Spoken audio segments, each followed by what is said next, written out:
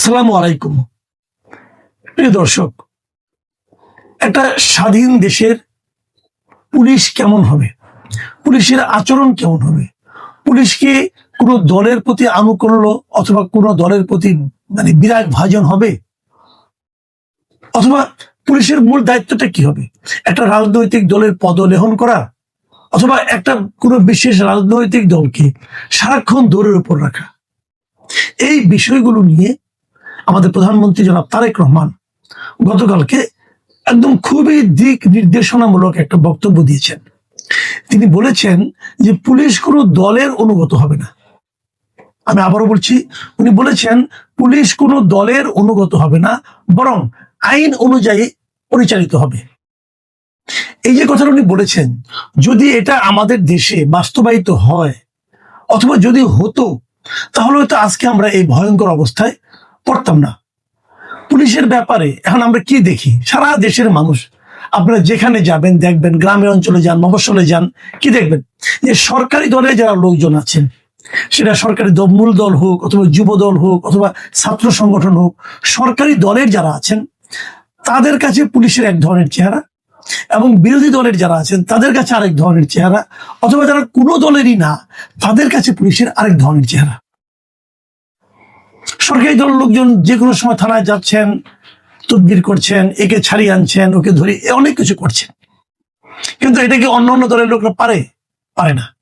অথচ দেখেন, এই প্রধানমন্ত্রী তারেক রহমান যখন উনি নির্বাচনে বিজয়ী হলেন, প্রথম ভাষণে কিন্তু উনি বলেছিলেন যে যারা তার দলকে তাদেরকে ভোট দিয়েছেন, যারা তাদের বিরুদ্ধে ভোট দিয়েছেন, এবং যারা কোনো ভোটই দেন নাই, ওনার দল, ওনার সরকার, এই সকলের সরকার। ওনার মধ্যে, চিন্তার মধ্যে, ওনার কথার মধ্যে আমরা কিন্তু দেখতে পেয়েছি যে উনি কোনো বিশেষ একটা দলের প্রধানমন্ত্রী না। ওনার সরকার বিশেষ একটা দলের সরকার নয়। ওনার সরকার সবার প্রতি একই দৃষ্টিভঙ্গি পোষণ করবে, এবং তত্ত্বগতভাবে লজিক্যালি এটাই হওয়া উচিত। আমরা নিজেরাও এটাই চাই, এবং যদি এমনটা করা যায় তাহলে আমি ব্যক্তিগতভাবে মনে করি এই দেশে আমরা একটা ঐক্যবদ্ধ জাতি পেতে পারবো, যার জন্য আমরা সবসময় একটা হাহাকার করে এসেছি। আমরা সবসময় দুঃখ করেছি এই দেশটাকে দ্বিধা বিভক্ত করে দেওয়া হচ্ছে, এই দেশটাকে ভাগ করে দেওয়া হচ্ছে, আমরা আর তোমরা বানিয়ে দেওয়া হচ্ছে। তা যেন না হয়, যাতে যেন ঐক্যবদ্ধ থাকতে পারে, এই প্রত্যাশাটা আমি কিন্তু ওনার কথায় পেয়েছি। এবং সর্বশেষ গতকালকে যে পুলিশ সপ্তাহ হলো, সেখানে উনি এই একই কথা বললেন যে পুলিশ কোনো দলের অনুগত হবে না। এই যখন উনি বললেন, তখন আমরা কি দেখছি?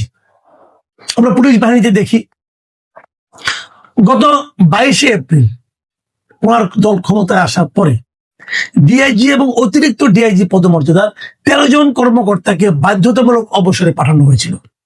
কেন? ওনারা কোনো অপরাধ করেছেন? যদি অপরাধ করেন তাহলে তাদের শাস্তি হবে। সেই অপরাধটা কি আমরা জানতে চাইবো।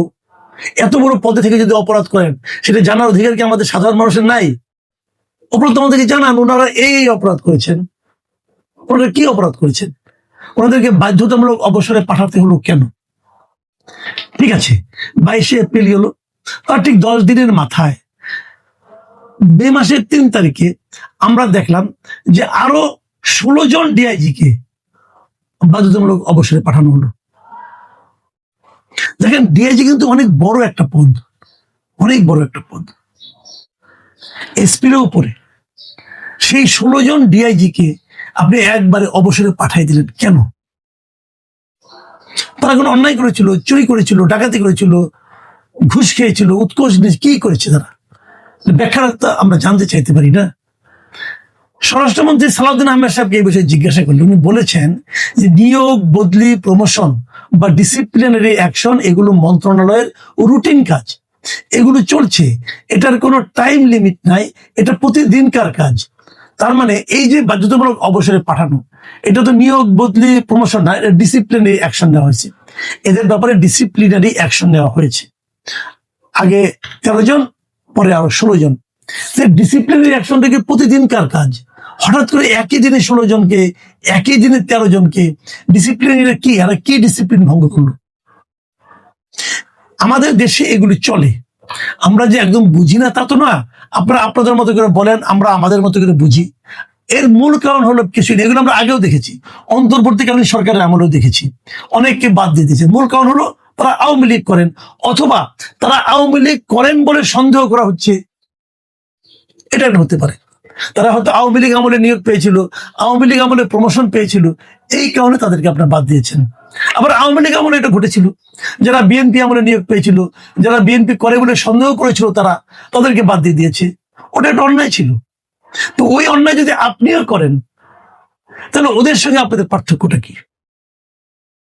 আওয়ামী লীগ আমলেও কিন্তু তৎকালীন প্রধানমন্ত্রী বলতেন যে পুলিশ কোনো দলের হয়ে কাজ করবে না, পুলিশ সবার হয়ে কাজ করবে। তাহলে কি আওয়ামী লীগ আমলের প্রধানমন্ত্রী আর এই বিএনপি আমলের প্রধানমন্ত্রীর কথা কি আমরা একইভাবে ধরবো? যখন আওয়ামী লীগ আমলের প্রধানমন্ত্রী বলতেন যে পুলিশ কোনো দলের হয়ে কাজ করবে না, আমরা বিশ্বাস করতাম না। কিন্তু আমরা তো তারেক রহমানের কথাকে বিশ্বাস করতে চাই। যে বিশ্বাস করার যখন আমরা করতে চাই, সে করার মতো বাস্তবতা, করার মতো ঘটনা প্রবাহ স্বরাষ্ট্র মন্ত্রণালয় কেন তৈরি করছে না? নাকি প্রধানমন্ত্রী নিজেই বলছেন আমি যা বলি তোমরা বিশ্বাস করো না? এই প্রশ্নটা কিন্তু আমরা করব এই কারণে যে এই সরকার মাত্র তার যাত্রা শুরু করেছে। দেখুন, আওয়ামী লীগ আমলে অনেক কিছু হয়েছে, কিন্তু এই এক সপ্তাহের মাথায় এই ডিআইজি, অতিরিক্ত ডিআইজি পদমর্যাদা 29 জনকে বাধ্যতামূলক অবসর দেওয়ার ঘটনা এর আগে এভাবে ঘটেছে কিনা, এটা নিয়ে আমি মনে করতে পারছি না। মাত্র 10 দিনের মাথায় এত করে হয়েছে কিনা, এটা আমি আসলে মনে করতে পারছি না। কিন্তু আমাদের বর্তমান সরকারের আমলে এটা ঘটলো। কেবল তাই না, বর্তমান সরকারের আমলে আরেকটা বড় ঘটনা ঘটলো, সেটা আমি আগে কখনো শুনিনি। সেটা কি, যে এই 2014 সাল থেকে যত পুলিশ নিয়োগ হয়েছে তার মধ্যে 50,000 কনস্টেবলের বাড়ি বাড়ি গিয়ে তদন্ত করা হবে। মানে কি তদন্ত করবেন? যে ওনারা চুরি করে কিনা? চুরি করার জন্য বাড়ি বাড়ি যেতে হবে কেন? বাড়ি বাড়ি যেতে হবে এই কারণে যে আপনারা দেখতে চাইবেন যে এই লোকগুলোর ফ্যামিলিতে কেউ কখনো আওয়ামী লীগ করেছে কিনা, অথবা ওনার বাবা আওয়ামী লীগ করতো কিনা, অথবা উনি ছাত্রলীগ করতেন কিনা, অথবা ওনার ফ্যামিলিতে কেউ আছে কিনা আওয়ামী লীগের, অথবা কিভাবে কি হয়েছে, এগুলো দেখবেন আপনার। বাড়ি বাড়ি তদন্ত অর্থটা এগুলো দেখবেন। 50,000 2014 সাল থেকে, তার মানে যে লোকটা 2014 সালে পুলিশ কনস্টেবলটা কি একটা ছোট চাকরি ভাই, একদম মানে এন্ট্রি লেভেলের চাকরি, হয়তো ইন্টারমিডিয়েট পাস অথবা এসএসসি পাস, এই একটা কনস্টেবলের চাকরি, সেখানেও দলীয়করণ হয়েছে কিনা এটা আপনি এতদিন পরে দেখতে হবে। ওরা কি আপনার সরকারকে উৎখাত করবে? ওদের উপর আপনার আস্থাটা নাই কেন? তাহলে আপনার আস্থা নাই, ওনাদেরকে বাদ দিয়ে দিলেন। যে 50,000 লোক আপনার সরকার সম্পর্কে কি ধারণা নিয়ে জীবনযাপন করবে, তাদের তো আপনি মেরে ফেলবেন না। ওই লোকগুলো এই সমাজেই থাকবে। 50,000 পুলিশকে যদি আপনি বাদ দেন, তাহলে 50,000 পরিবার, এই 50,000 পরিবারে যারা সদস্য আছে তারা সবাই সহ আপনার সরকার সম্পর্কে কি ভাববে? আমি ধরে নিচ্ছি এই 50,000-এর 50,000-ই ধরেন আওয়ামী লীগের লোকজন, ধরলাম এদের ফ্যামিলিতে কেউ না কেউ আওয়ামী লীগ আছে। তাদেরকে যদি আপনি কিছুই না বলে চাকরিতে রাখেন, তারা বরং আপনাদের প্রতি কৃতজ্ঞ থাকবে, ভাববে যে আমরা যে দলকে আগে সমর্থন করতাম সেই দলের কি আচরণ ছিল, তার বিপরীতে এই দলের আচরণটা কি। তারা চাকরি রক্ষা করতে চাইবে এবং তারা আপনাদের দল সম্পর্কে একটা ইতিবাচক মনোভাব পোষণ করবে। কিন্তু সেটা না করে আপনি তাদের সরাসরি আপনাদের সম্পর্কে একটা প্রতিহিংসামূলক মনোভাব তৈরি করার জন্য আপনি তাদেরকে বাধ্য করতেছেন। হয়তো সবাইকে বাদ দিবেন না, কিন্তু যতদিন পর্যন্ত এই যাচাই বাছাই চলবে, এর মধ্যে এই পরিবারগুলোর উপর দিয়ে কি চলবে একবার ভেবেছেন? এবং আরেকটা জিনিস কি হবে, প্রচুর টাকা পয়সার লেনদেন হবে। যাদেরকে দিবেন তদন্ত করতে তারা টাকা খাবে, যে বলবে তোমাকে আমি আওয়ামী লীগ বানাই দিব, আমাকে 50,000 টাকা দাও, আমাকে 1 লাখ টাকা দাও, এই চলবে। এগুলো তো দেখে দেখে আমরা অভ্যস্ত। পুলিশ ভেরিফিকেশনের সময় কি হয়, এগুলোই হয়। টাকা দিলেই ভেরিফিকেশন ঠিক, টাকা না দিলে ভেরিফিকেশন খারাপ। এগুলো আমরা দেখিনি, আপনারা জানেন না এগুলো। আপনারা তো ভিন দেশে থাকেন না, আপনারা তো ভিন গ্রহের লোক নয়, তাহলে এগুলো আপনারা কেন করেন? আমার কথা হলো, যেটা বলবেন সেটা করবেন, যেটা করতে পারবেন না সেটা বলবেন কেন? আমি আরেকটা উদাহরণ দিয়ে শেষ করি। আবারও বলছি, প্রধানমন্ত্রী বলেছেন পুলিশ কোনো দলের হবেন না। তো ওনার উপস্থিতিতে আজকে রাজধানীতে তেজগাঁও প্রধানমন্ত্রীর কার্যালয়ে শাপলা হলে একটা অনুষ্ঠান হয়েছে। সেখানে আবেগঘন একটা বক্তৃতা দিয়েছেন ঢাকা রেঞ্জের ডিআইজি রেজাউল করিম মল্লিক। বক্তৃতাটা আমরা শুনেছি মোটামুটি। সেখানে উনি কি বলেছেন, সেখানে প্রধানমন্ত্রী ছিলেন, স্বরাষ্ট্রমন্ত্রী ছিলেন, স্বরাষ্ট্র সচিব ছিলেন, পুলিশের আইজিপি ছিলেন। এদের সবার সামনে এই রেজাউল করিম মল্লিক কি বলেছেন? উনি বলার চেষ্টা করেছেন, একদম স্পষ্ট করে বলেছেন যে উনি কিভাবে জাতীয়তাবাদী আদর্শের রাজনীতির সঙ্গে জড়িত ছিলেন যখন বিশ্ববিদ্যালয়ে পড়তেন। তারপরে সেই কারণে তার চাকরি হওয়ার পর আওয়ামী লীগ আমলে তাকে সরিয়ে দেওয়া হয়েছিল। 98 সালে ওনার চাকরি হয়, তখন 98 সালে তাকে সরাই, আরো আগে চাকরি হয়, 98 সালে তাকে চাকরি থেকে সরিয়ে দেওয়া হয়। তারপরে বেগম জিয়া যখন ক্ষমতা আসলো 2001 সালে, তখন তাকে আবার চাকরিতে ঢোকানো হলো, এবং তারপরে পুরো আওয়ামী লীগ আমলে তিনি চাকরি করে গেছেন। ওনার প্রমোশন বঞ্চিত করা হয়েছে, হ্যান হয়েছে, সব কাহিনী বললেন। এবং তারপরে বললেন উনি যখন 7ম শ্রেণীতে পড়েন তখন উনি জিয়াউর রহমানের গলায় ধানের শীষের মালা পরিয়ে দিয়েছিলেন। 77 থেকে 81 সাল পর্যন্ত আরো কয়েকবার তার সঙ্গে জিয়াউর রহমানের উনি সান্নিধ্যে আসার সুযোগ পেয়েছেন। এই ডিটেল যে কাহিনীগুলো উনি বলেছেন, পুরো বক্তব্য শুনে যেটা মনে হয়েছে যে উনি বিএনপির একজন কর্মী। তাহলে একজন বিএনপির কর্মী যদি ডিআইজি রেঞ্জে, ঢাকা রেঞ্জের ডিআইজি হন, তাহলে সেটা কি একটা দলীয়করণের ধারণা এখানে তৈরি হবে না? তার সঙ্গে যত লোক চাকরি করবে তার অধীনে সবাই তো বিএনপির কর্মী হওয়ার জন্য এখানে একটা কম্পিটিশনে নামবে। তাহলে এই যে সবাইকে আপনি বিএনপি কর্মী বানাচ্ছেন, দেখেন আমি সরকারকে বলবো, আপনি বলেছেন যে দলীয় কর্মী হওয়ার দরকার নেই, দলীয় পুলিশ হওয়ার দরকার নাই, তো এই লোক তো নিজে ঘোষণা দিয়ে দলীয় পুলিশ।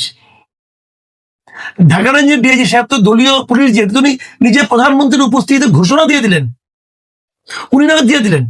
ধরা যাক, কথার কথা, হাইপোথেটিক্যালি ধরা যাক 5 বছর পরে সরকার থাকলো না, উনি না তখন চলে যাবেন, কিন্তু ওনার সঙ্গে যারা কাজ করবেন তারা সবাই তো এখন জাতীয়তাবাদী পুলিশ হওয়ার জন্য মোটামুটি একটা কম্পিটিশনে নামবেন। কিন্তু এদের অনেকে হয়তো তখন চাকরি থাকবে, তো তাদের চাকরিটার কি হবে ভাই? আমাদের এখানে সমস্যাটা হলো যারা ক্ষমতায় যান তারা ভাবেন তারা হয়তো অনন্তকাল ক্ষমতায় থাকবেন। অনন্তকাল কেউ যে ক্ষমতায় থাকে না, এটা শেখ হাসিনাই কিন্তু প্রমাণ করে গেছেন। ওনার দল উনি থাকতে পারেন না। কাজে এমন কাজ কেন করবেন যে আপনারা চলে যাওয়ার পর তাদের লোকগুলি, ওই লোকগুলি বিপদগ্রস্ত হয়? আমি এই সমস্ত বিষয়ে সরকারের দৃষ্টি আকর্ষণ করছি। সরকারের দৃষ্টি আকর্ষণ করে লাভ নাই, আমি প্রধানমন্ত্রীর দৃষ্টি আকর্ষণ করছি। কারণ আমার কাছে মনে হচ্ছে প্রধানমন্ত্রী যা বলছেন, যা করতে চাইছেন, তার দল এবং তার সরকার সেটাকে ঠিকভাবে অনুসরণ করতে পারছে না। এটা আমার ধারণা। আমি এই ধারণাটা মিথ্যা প্রমাণিত হোক, এটাই চাই। প্রিয় দর্শক, এখন এ পর্যন্ত।